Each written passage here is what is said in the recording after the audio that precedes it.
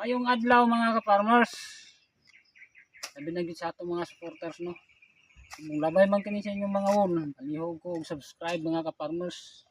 Karon nakita ninyo ang atong buwan, at least suporta na lang pud sa mga mag-uuma.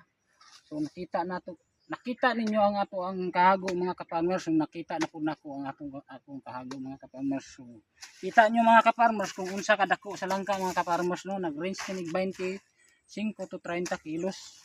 So kung ato ang ikuan karon mga ka-farmers, is dako-dako na yun siya na galing. So kani akong mga punuan sa langka mga ka-farmers, wala na nako ni siya ginapruning.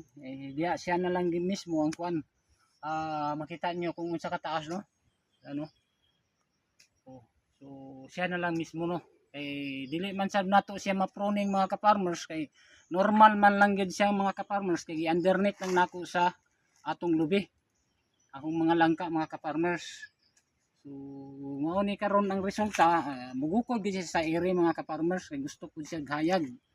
Pero bisan sa ingon nato mga ka-farmers, dili ra man gyapon sa punuan ang magbunga siya mga ka-farmers. So okay lang siya, at least dako man lang gyapon siya og daghan pod ang kuan.